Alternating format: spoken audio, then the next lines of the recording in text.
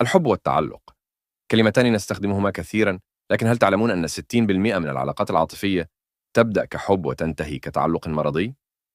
هذه إحصائية مثيرة للقلق حقاً.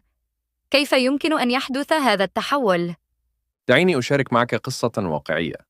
سارة، مديرة ناجحة في الثلاثينات، وجدت نفسها تفقد هويتها تدريجيا في علاقة ظنت أنها حب. وكيف بدأ هذا التحول في حياتها؟ بدأ الأمر ببعض التنازلات البسيطة، تغيير مواعيد عملها، إلغاء لقاءات أصدقائها، ثم تطور إلى مراقبة هاتفه باستمرار، والشعور بالقلق الشديد عند عدم رده. هذا يقودنا إلى نقطة مهمة. ما هي العلامات الرئيسية التي تميز التعلق المرضي عن الحب الحقيقي؟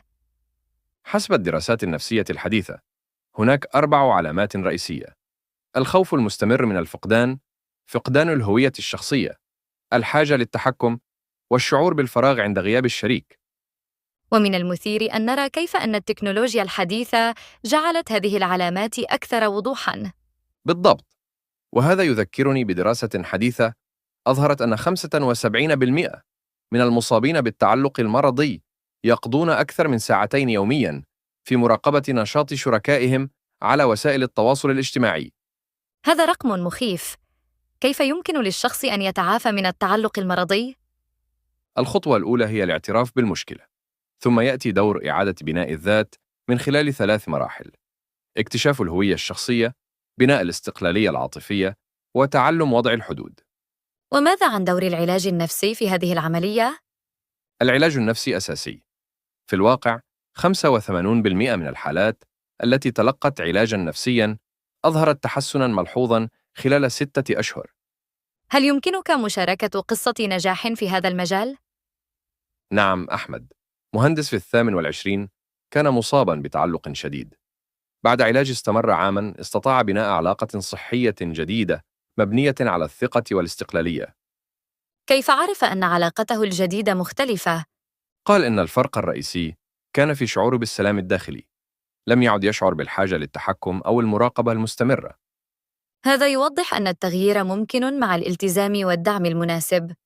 نعم، والنقطة المهمة هي أن الحب الحقيقي يجعلنا أقوى، بينما التعلق يضعفنا. في دراسة حديثة، 90% من العلاقات الصحية تميزت باحترام الاستقلالية الشخصية. وماذا عن تأثير التربية على نمط التعلق؟ هذا سؤال مهم. الدراسات تشير إلى أن 70% من حالات التعلق المرضي ترتبط بتجارب الطفولة المبكرة. هل هناك أمل في تغيير نمط التعلق المكتسب من الطفولة؟ بالتأكيد، العلم الحديث يؤكد أن الدماغ يمتلك مرونة عصبية تسمح بتغيير أنماط التعلق حتى في مرحلة البلوغ. هذه معلومة مشجعة لمن يعانون من التعلق المرضي.